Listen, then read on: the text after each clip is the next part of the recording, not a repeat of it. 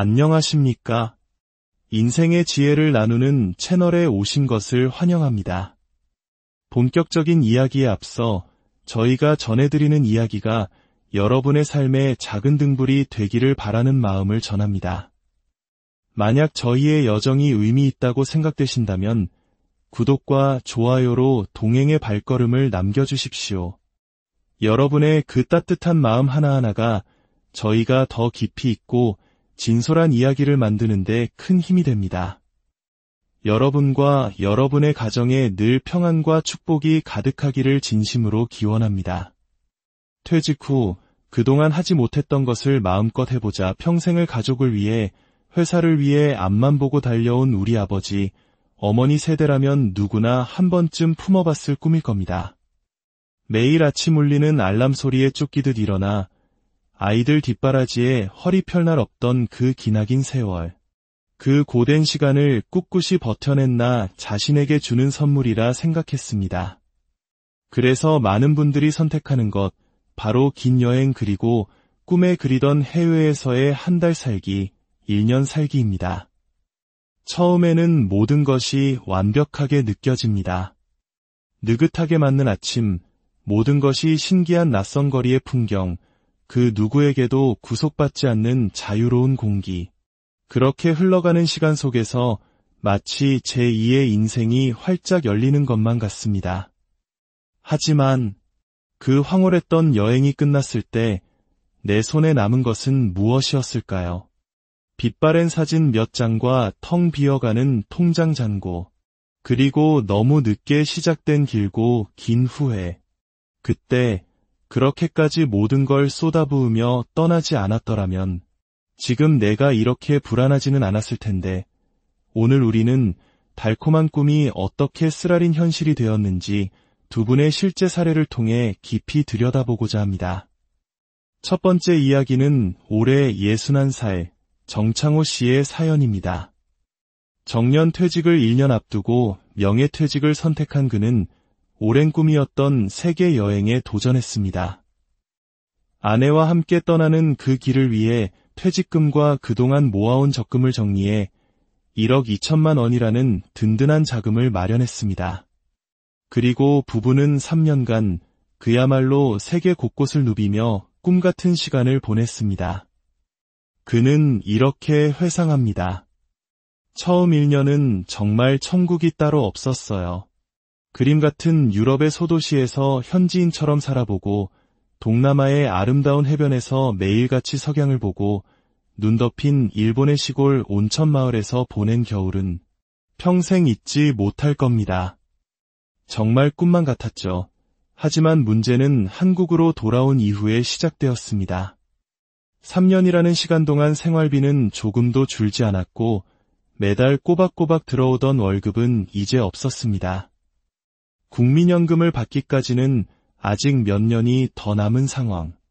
남겨두었던 자산은 대부분 여행 경비로 소진되었고 설상가상으로 건강검진 결과 당뇨와 협심증 초기 진단까지 받게 되었습니다. 병원비라는 예상치 못한 지출까지 눈앞에 닥친 겁니다. 그는 그제야 깨달았다고 말합니다. 여행은 인생의 모든 것을 걸고 받는 보상이 아니라 앞으로 남은 긴 인생의 흐름 안에서 신중하게 조율해야 할 선택이었다는 것을요. 현재 그는 은퇴자를 대상으로 하는 방문관리 아르바이트로 빠듯한 생활비를 메우고 있습니다. 그의 말끝에는 깊은 여운이 남습니다. 내 인생에서 가장 자유롭고 활기찼던 그 3년이 결국 지금의 이 불안을 만든 씨앗이 된 것 같아 씁쓸합니다. 두 번째 사례는 59살 김수경 씨의 이야기입니다. 남편이 퇴직하자마자 이제 자식들 눈치 보지 말고 우리 인생을 살자며 위기투합한 부부는 따뜻하고 물가 싼 동남아에서의 장기 체류를 시작했습니다.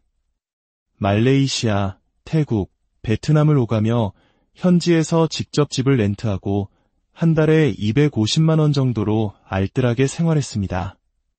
처음에는 모든 것이 만족스러웠습니다. 한국보다 훨씬 저렴한 물가, 1년 내내 따뜻한 날씨, 삼시세끼 외식을 해도 부담 없는 식비까지.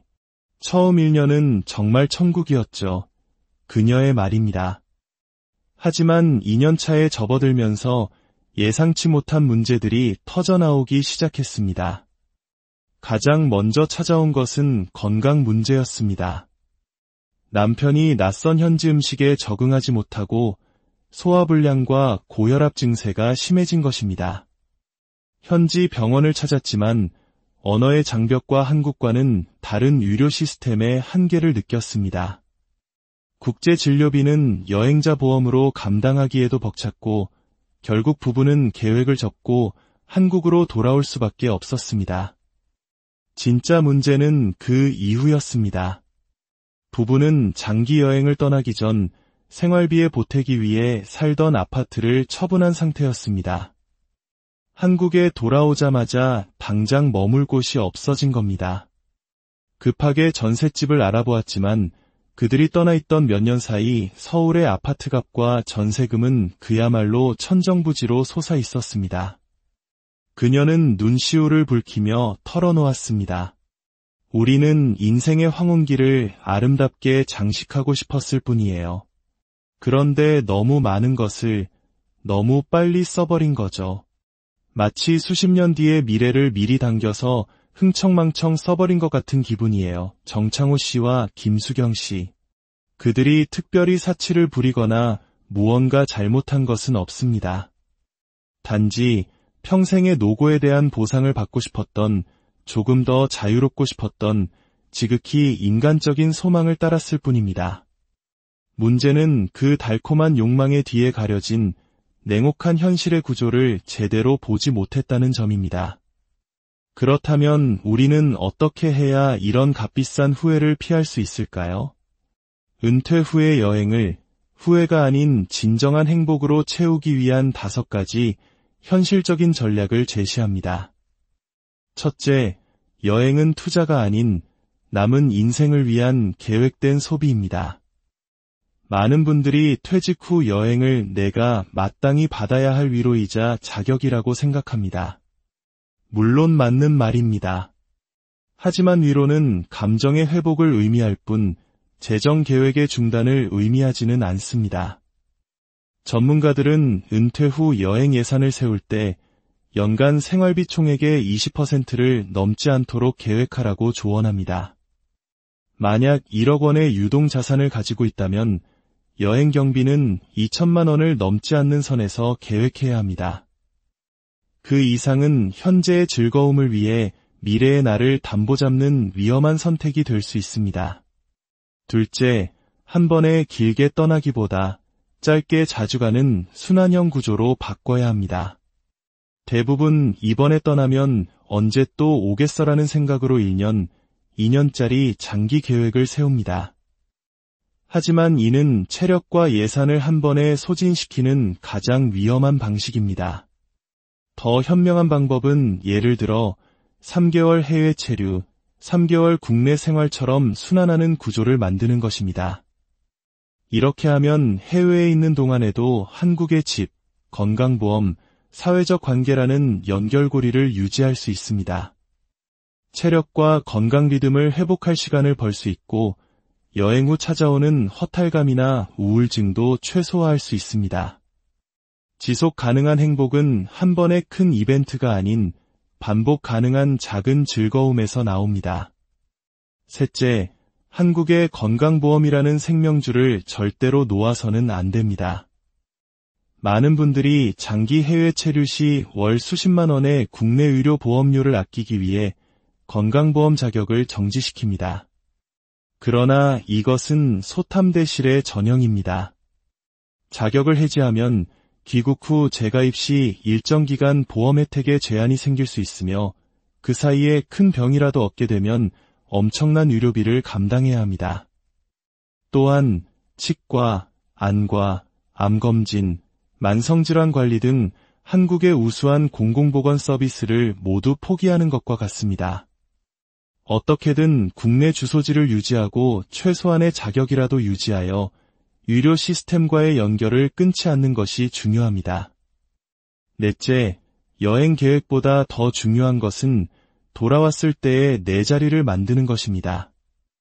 많은 분들이 귀국 후 극심한 혼란과 고립감을 겪습니다. 이유는 간단합니다. 떠날 때 돌아올 자리를 모두 없애버렸기 때문입니다. 살던 집을 처분하고 인간관계를 정리하고 속해 있던 동네 커뮤니티와 멀어지는 것. 이 모든 것이 귀국 후 나는 이제 어디에도 속하지 못한다는 상실감으로 이어집니다. 떠나기 전에 반드시 귀국 후의 거주 계획, 소소한 동네 병원이나 단골 가게 정보, 정기적으로 연락할 지인 목록, 복귀 후 참여할 커뮤니티 활동 등을 구체적으로 설계해 두어야 합니다. 여행은 떠나는 순간이 아니라 돌아오는 순간까지 계획되어야 완성됩니다. 5째, 여행은 완전한 해방이 아니라 일상 루틴의 연장으로 설계해야 합니다. 여행지에서도 삶은 계속됩니다. 그곳에서도 건강을 위한 규칙적인 식사와 운동, 지출 관리를 위한 가계부 작성, 가족 및 친구와의 정기적인 소통 같은 일상의 리듬이 유지되어야 합니다. 이러한 루틴이 무너지면 여행은 즐거움이 아닌 혼란으로 변질되기 쉽습니다. 여행은 현실로부터의 도피가 아니라 내 인생이라는 큰 여정의 연장선 위에 있어야 합니다. 결론적으로 은퇴 후의 여행은 우리에게 절대적으로 필요합니다. 평생 짊어졌던 긴장을 내려놓고 온전히 나 자신을 위해 느리게 살아보는 시간을 누릴 자격이 우리 모두에게는 있습니다.